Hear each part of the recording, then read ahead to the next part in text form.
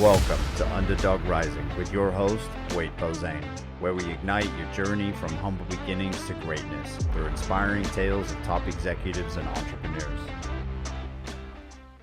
Welcome to this episode of Underdog Rising. Today we are joined by Sam Dunning, founder of Breaking B2B, which focuses on B2B SEO and web design for revenue, not vanity. And he's also the host of Breaking B2B, a top 10 B2B marketing podcast. Sam, thank you so much for sharing your time with us today. Hey, Wade, appreciate you having me on, man. Looking forward to diving in. Can you please walk us through sort of a summary of your career and your underdog story so that the listeners today can better understand where you started and then where you are today? So mine's a bit of a weird one. I used to love gaming. So you might have heard of a game called World of Warcraft.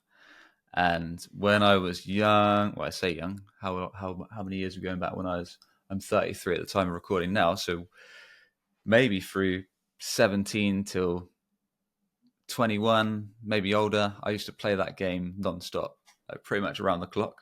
And I was addicted to that game. I used to play that all the time, used to love it. And then got a job at, basically my parents made me get a job, which is fair enough. Staying in the house rent free. So I got a job in a shop called Jessop's, which is a UK camera retail store, selling cameras, video cameras, lenses, and all that good stuff. And I absolutely hated dealing with the general public, which is quite ironic because my wife works in retail. She's a manager at a retail store, but I hated it. Like I would go up to people looking at cameras or lenses or whatever they were looking at in the window and say, "Hi, sir," or "Hi, madam. How can I help you today?" Or "How's it going?" And they basically tell me to F off, like tell me to do one. And I couldn't stick that I did that for about a year. And then I was tired. I was frustrated with that. And my cousin said that there was a job going in a web design company. And I said, "Sounds fun. Like, I want to learn more." So I went to an interview the next day and did the interview. There was only two of them. So there was Tom, my cousin, and Felix, who ran the business. Did the interview. They said, "Yep, you're hired." So I left the camera shop, the retail shop, the next day and haven't really looked back. So that was the fun part about that. Was I was basically thrown in at the deep end of a small business, or you could call it a startup, and almost a jack of all trades. So went from kind of working in retail to a completely new territory of websites, SEO, digital marketing, and literally got thrown under a bus really. On day one, I was on sales calls, phoning up leads. In fact, there's a funny story. One of the first leads that I ever called, I closed. So I won, but in a pretty bad way. So basically the prospect was asking for probably one of the biggest websites ever. He wanted a website similar to LinkedIn.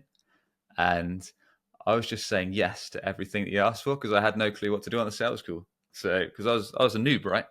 And he was like, "Yeah, it needs this platform, this messaging tool, this networking feature, like this advanced feature, and so on and so forth." And I was just like, "Yeah, that should be okay. Yeah, that should be fine."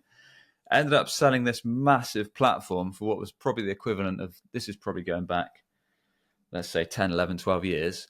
And I think I sold it for like $500, $700 in UK. So $700 in US, which is probably 500 or so in GBP UK.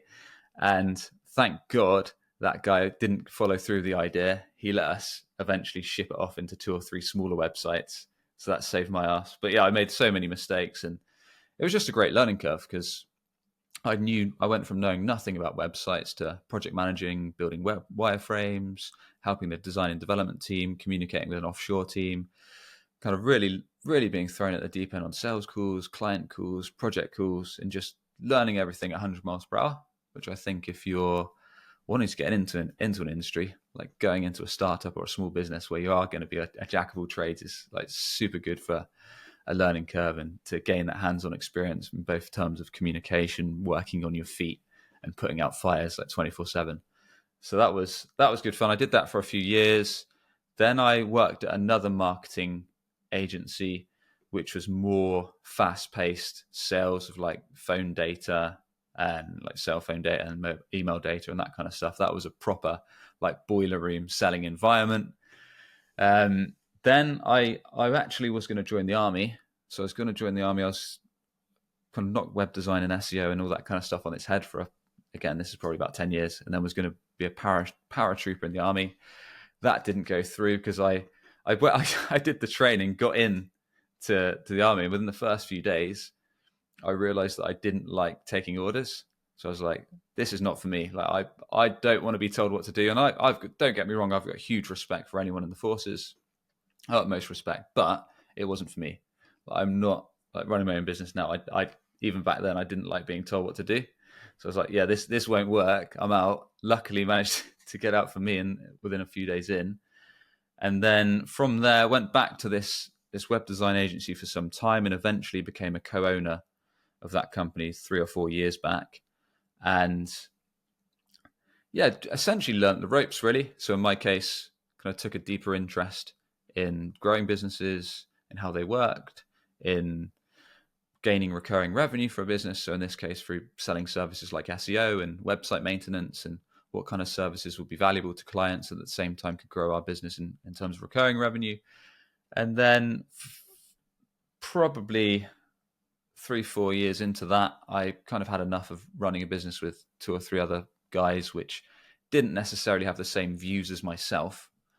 And yeah, so it was what I should have mentioned as well is before I came back to that web agency and became a co-owner, the last team that I was at, because a lot of this sounds like I'm doing really well, but it didn't. Like I was at that marketing agency where I was selling like cell phone data and B2B mobile data and email data. That company crashed. Pretty much there was various issues with the owner of that business. He kind of went a little AWOL. The company crashed and went into bankruptcy. And then I had nothing at the time. I was coming back from a trip to Thailand and had no job to return to. So I was quite lucky that this web design company kind of took me back with open arms. I worked there as like a marketer and sales rep for a while, and then eventually became a co-owner with 2 other guys.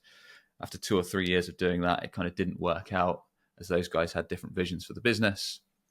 And then February of this year, I started Breaking B2B like as a bootstrap founder, and haven't really looked back since. Really, it's quite enjoy it. It's a lot of stress running a business, but there's a lot of upside, a lot of flexibility. And if it's something that if it's a service that's serving an underserved niche, and the market has an expensive problem that you fix, then there's usually money to be made. Mm-hmm. Yeah, no, I agree, because we all have to start somewhere. And usually it's at the bottom, right? Because we don't have experience. We've spent time in university or college just learning and adapting, and we get used to those systems. And now we get out into the real world and we have to expand our knowledge. Are we going to, found an organization or go work for a corporation? So I appreciate you kind of just walking through your career journey for listeners today. Can you walk us through what a day in the life of Sam Dunning looks like? It varies a bit each day, but usually I try and go to the gym in the morning. So once I've helped the wife get the son ready for school, then usually try and go in the gym in the morning, but sometimes afternoon. And then once I've done that, a couple days a week, I'll always set time for prospecting. So whether that, like I said, one of the main things about running a business is keeping a pipeline full of sales opportunities. Like that is literally the lifeblood of business. So whether that is reaching out to some folks on LinkedIn that could be potential clients, or messaging kind of existing contacts, seeing if they've got any referrals, or whether that is even a couple sessions a week doing cold calling to ideal client profiles that I think could be a good fit, or whether that is sending out some email sequences to potential prospects and offering them a video review, in my case, for their SEO or their website. So making sure each week, ideally in the morning time, so it's kind of an eat the frog, get it out of the way, get the horrible task out the way, out the door as early as you can. So usually I try and set some time for that in the morning after maybe a gym session, something like that, and then do some prospecting. Then usually I've got as at the moment, it's my business, but I work with contractors. So I've usually got to do a bit of project management to make sure our SEO, our website clients' projects are on track. Set a little bit of time probably to do a LinkedIn post. I like to get a LinkedIn post usually around midday. So it goes out to US in the morning, but UK at midday. And then I might, depending on what day it is, I might record a podcast episode, whether that's with a guest, so maybe a B2B marketer that's guesting on the show, or with a potential solo episode for the show. So I might give a we run all sorts of solo episodes. So it might be an experiment that I'm running for the business, or a new marketing channel I'm trialing out, or a new tip that I've got for websites, or a new case study or something like that.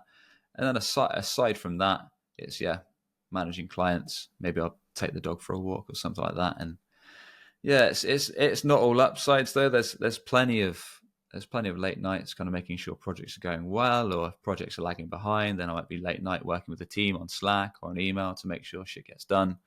So it's definitely not all, there's plenty of kind of 9, 10, 11, 12 midnight cases where I'm working on projects to make sure the stuff gets done. But then that's what you take on when you found a business. That's interesting, right? Because I think it's fascinating to hear how people operate in different ways, but there's a lot of commonalities within founders and entrepreneurs where you can kind of see that they have a schedule where they will sort of time block certain elements out, but there's also that nice sense of flexibility, right? Because certain things come up and you've got to be able to adapt and be able to handle those elements that might come up. So looking back at your career, what advice would you give your younger self just starting out in sales and digital marketing? Probably educating myself a bit sooner. So I think but then I didn't know that till I knew that. But yeah, if I could have told myself, then I would have said, well, work on your personal development a bit quicker. So I think most of it was laziness, but then also when I was young, I didn't really care that much and just wanted to do as little as I could to get by. Whereas now I kind of think like investing in yourself is quite powerful in the sense that, especially if you can fine tune that to where you actually want to get to. So whether that is, like we talked about at the start of this recording, listening to folks that have maybe got to where you want in business, or got to where you want in marketing or selling, or whatever it is you're trying to do, and then tuning into them, reading their stuff, then taking those golden nuggets. But I suppose the important thing is applying it, because not everything that you listen or read is going to work for you. And a lot of the time it's kind of taking that, give it a try, give it a decent test. If it works, great, ramp it up. If not, that's good, because you know that it doesn't work for yourself. You've given it a fair experiment, and now you can move on and try the next thing, really. You spoke about investing in yourself. For somebody that is new to marketing, right? If they're maybe in the same position you were when you were younger, what resources do you have for those individuals in order for them to sort of ramp up their knowledge on marketing? Yeah, there's tons, right? I suppose marketing, like my main focus is B2B marketing, and usually tuned into SEO and websites, so it's a bit niche down to B2B. Now, there's tons of resources. I suppose general podcasts, there's a few that I think are quite good. Everybody Hates Marketers by a guy called Louis Grenier, very good. What else have we got? Tom Hunt runs one. It used to be called, I think it was the Diary of a B2B Entrepreneur, but now it's called, it was Confessions of a B2B Marketer, and now it's Confessions of a B2B Entrepreneur. That's good. Alex Hormozy's stuff I like. A lot of people slate him, but he's done extremely well in business. And I think some of the stuff he says you have to take with a pinch of salt, but I think he does give some solid advice. So those are some of the main ones. And there's a bunch of folks on LinkedIn. But I think to get a wholesome perspective, you shouldn't just go after marketing books or marketing podcasts like some of the ones I've shared. You should also look at kind of stuff outside of marketing. So whether that is learning kind of communication, learning human psychology, learning sales, because a lot of sales is around psychology and communication and understanding people and how people work. And people are very strange, myself definitely included. And we don't act rationally by any means, where our emotions pull us to all sides of things. So if you can understand how to communicate effectively, it's super important. So a lot of sales books are great at that. Like we talked about Never Split the Difference, Gap Selling by Keenan, really, really good, understanding the gap between where a prospect is now and where they want to get to, and understanding folks' problems, the impact of the problem and the root cause, and whether a problem is expensive enough that folks want to fix it. So there's a lot of stuff there, and a lot of the time it's kind of dissecting that and trying stuff out for yourself. You listed so many valuable resources, but then you also do have to go out and test. You have to dive into it. You have to fail. You have to, obviously, the same age-old saying, you have to fail quickly. And then kind of, I think the biggest thing there too is just having that resilience. right? Understanding that you're not going to know it all and you can't. And that's sort of the joy is going through that process, right? And it's all about the person you become through that process, which I think is important, right? We all started somewhere, which wasn't where we are today, right? And I think sometimes there's also key skills that we can develop throughout that process.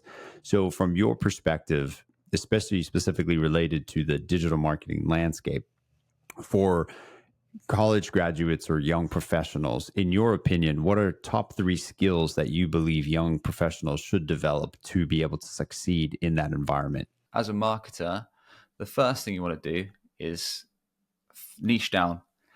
So I would advise you to pick a niche, because if you're going broad, it's somewhat useful for some organizations, but somewhat useful for not that useful for others. So I'd say pick something that's probably a skill that's required by a bunch of organizations. So you're not going after, for example, if we talk about COVID, if you're an events focused marketer or something like that, you would have got slammed once that hit, because all events would have got shut down, and anything to do with field marketing or something like that would have got crushed. So I suppose it's picking something that's relatively niche, where you're not learning SEO, you're not learning pay media, you're not learning LinkedIn ads, you're not learning event marketing, you're not learning like all these different skills that are going to take you years and years to master fully. You're going after something that's going to be required by an organization, whether you're going for a B2B company, a SaaS company, a tech company, whatever, but is not going to be limiting yourself, just like the example of events marketing. So I suppose I often say go where the money is, which is a bit of a financial bias term, but if it's something that you can get enjoyment out of, that part of that skill set you're going to enjoy, and it's going to be required. So if you are trying to be an in-house marketer, or if you're trying to market for a brand, think about something that you're going to get joy out of, whether it's whether it's working on SEO campaigns, whether it's going to be working on socials, whether that's going to be paid media, or whether that's going to be, I don't know, something completely different. And then think, is this, like on the job market right now, if I'm trying to go down the route of getting hired, is this something I can see on job boards that folks are actively recruiting for? Is it something that is actually getting decent pay? So is there demand out for it? Are they willing to pay for it? Because if not, it might be that you might want to kind of rethink that. And then the other thing is, I suppose, getting stuck in. And like you've heard from my journey, I started from not knowing anything to pretty much throwing myself in the deep end. So I think if you can go somewhere where it is a bit of a startup or similar, and a lot of folks that have grown kind of big businesses have told me similar stuff, and you might not necessarily get the best pay from day one, but if you can go somewhere where you're going to learn those skills through folks that are way smarter than you, that are doing tasks, or are at a management level that you're trying to get to, and if you can be around those people, that's going to be really, really useful, because then you're gonna learn each day on the job. You might not get as much cash as you want from day one, but you're going to pick up the skills, be it hard skills, actual tactically, how to do a certain marketing channel, a certain marketing strategy, but soft skills, communication, talking to people, running meetings, whatever. I think that's probably useful. Something that you touched on was, you'll grow those skills over time. And I think it's all about applying yourself to situations or maybe opportunities where you might not be experienced in an area, and then you will become experienced over time, but you won't gain that knowledge without putting yourself in those situations to maybe take on more, even when you're not getting paid to take on that extra element. Yeah, and I think if you can, even if like throwing yourself in a startup, I don't think there's much better, just because you are going to get thrown under a bus, but you're going to be forced to learn on your feet.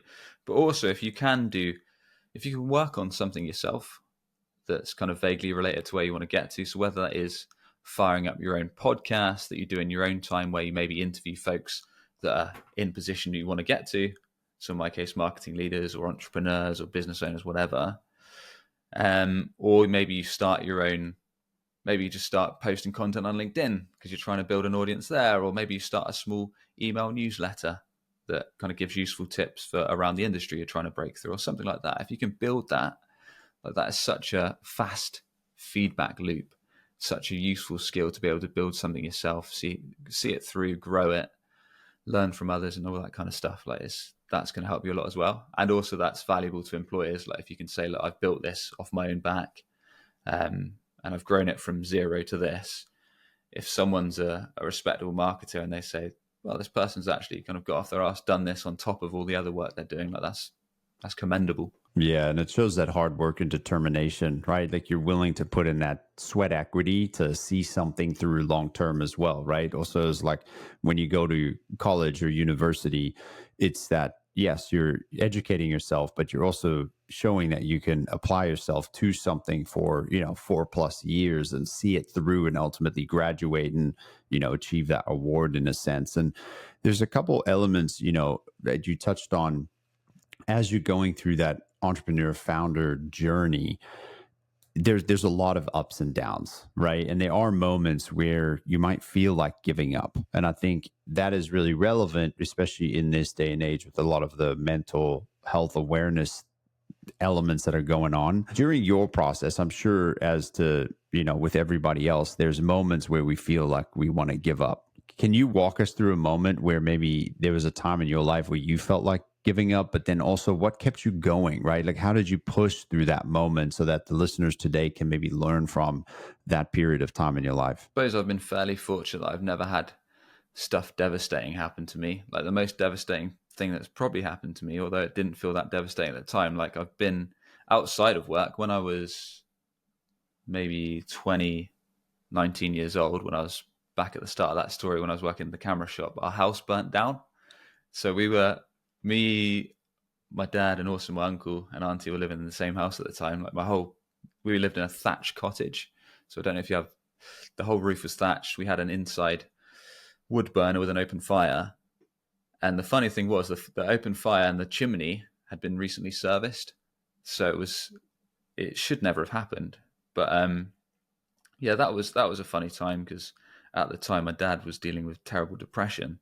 So whilst the fire was a bad thing in the sense that it burnt the house, it forced my dad to move out of the house. So it was actually a really good, it was almost like a blessing. Like I'd almost say it was an act of God that it's kind of caused him to go from a terrible state of depression to moving out and about and seeing people and all that kind of stuff. So it wasn't so much directed on me, but it was good for my family. But from a business standpoint, I mean, there's down, especially when you're running a business, like there's ups and downs all the time, right? Like I get on proper downers when this sounds minute compared to what else is going on in the world, but when I lose projects and when things don't go well, or when I thought there was a kind of potential client that we were going to work with, a prospective deal, and it doesn't land, like it sometimes really, really gets me down. Like there's only last week where we had two projects where clients had asked for agreements to go ahead, and then kind of a day later they'd said, oh, we're actually not going ahead with you. In fact, I had one that said we weren't going ahead with me because of my poor grammar on email. And I'm one of those people that writes how I talk,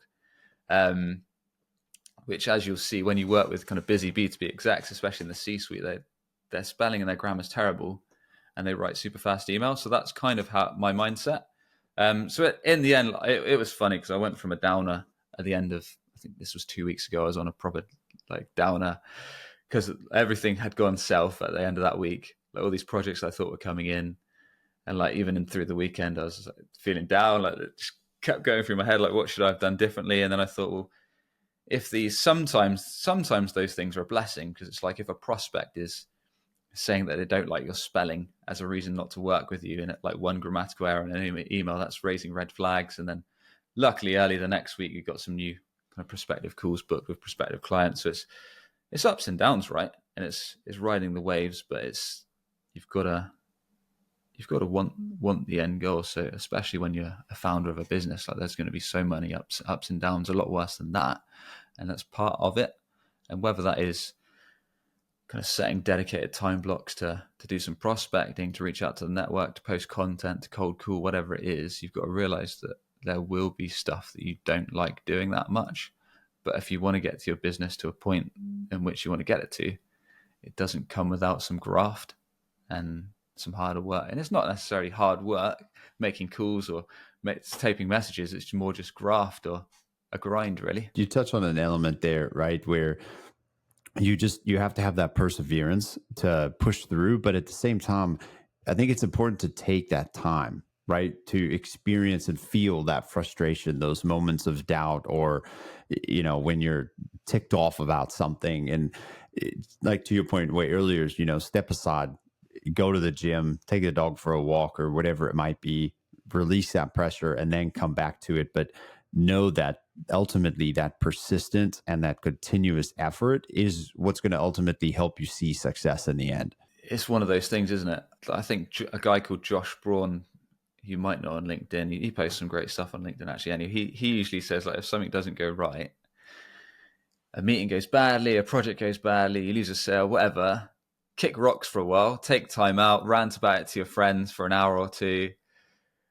Don't reply to emails because that's the worst thing you can do. And then the next day, kind of move forward. And I think that's the best outlook. Really, just take some time out, because otherwise it's going to impact everything.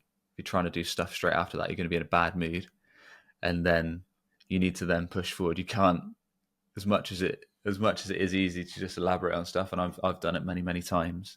You've got to think, well, what can we do now to push things forward and take the next step towards where I want to get to, which is sometimes easier said than done. Definitely takes a lot of hard work. But if someone is in university or college right now, right, and they sort of want to build a similar career trajectory to yours, right, obviously starting out at smaller jobs as they go through their studies, and then kind of growing into either sales or digital marketing or marketing in and of itself, and then eventually maybe break out and become a founder, such as yourself, right? Like, where should they focus their energy early on in order to see that outcome? Yeah. Pretty much do the opposite of what I did.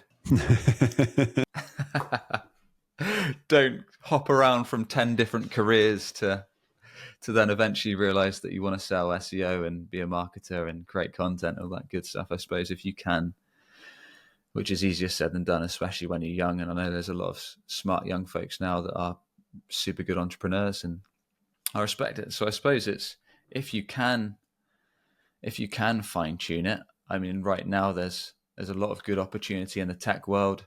So if you can find a decent tech or SaaS company and start at, I don't know, a funded startup as a sales development rep on the phones, trying to book meetings, or if you can start as a marketer there, I think that's going to be a good growth loop for you if you'd want to go down that route, which is more kind of my space.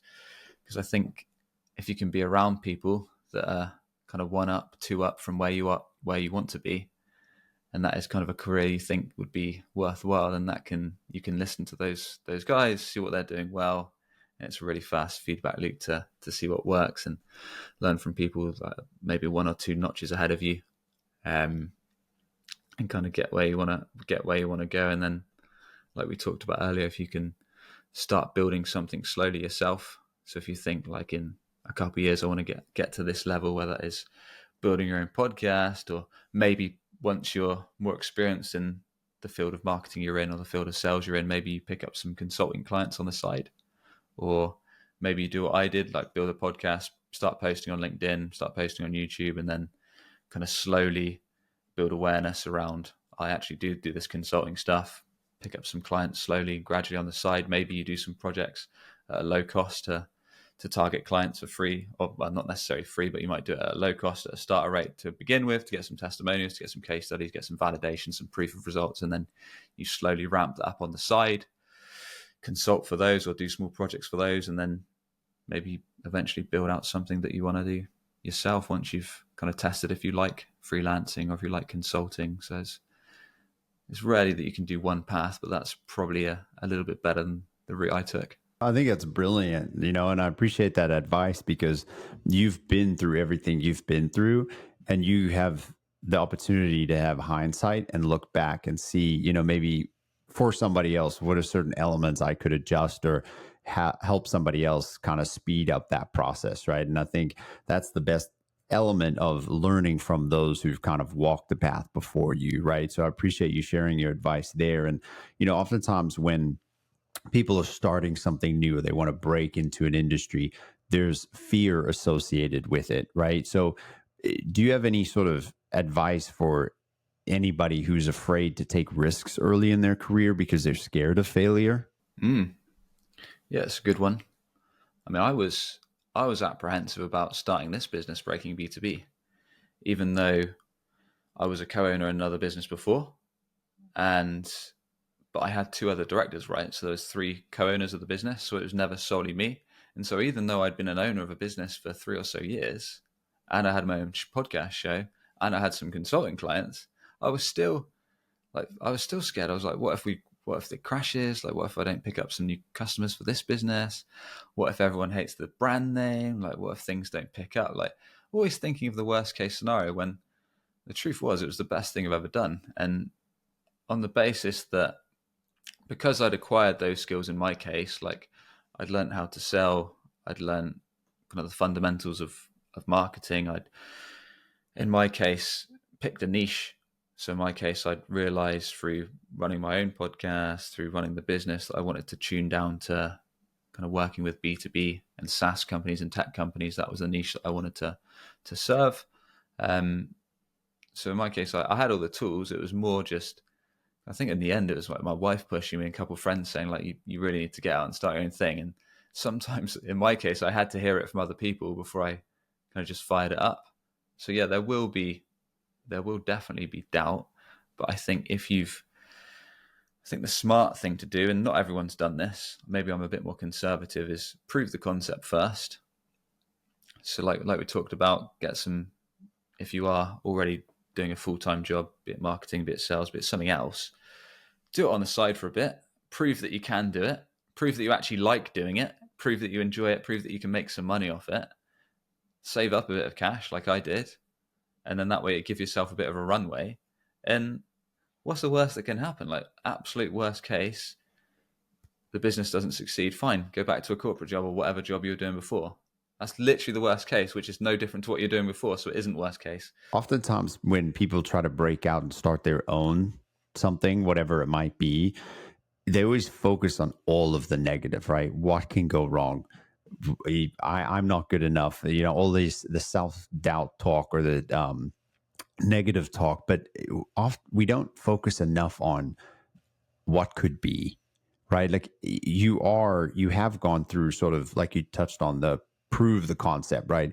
Plug yourself into an industry that you want to break into, whether it be marketing, sales, a product, anything, and then gain that knowledge and that experience, and then ultimately step out. Once you've been able to become the master, right, then you can step out on your own and kind of expand into that industry. But look at the positive side. I think so many of us focus on the negative when we could be focusing on the positive, right? And I think it's sort of that element of the mindset shift comes before the income shift. You have to work on your mind and be able to take that risk and step out and just seize that moment, which a lot of people are nervous to do, right? And I think it's a lot more people should take the risk and the chance and bet on themselves. Yeah, I agree.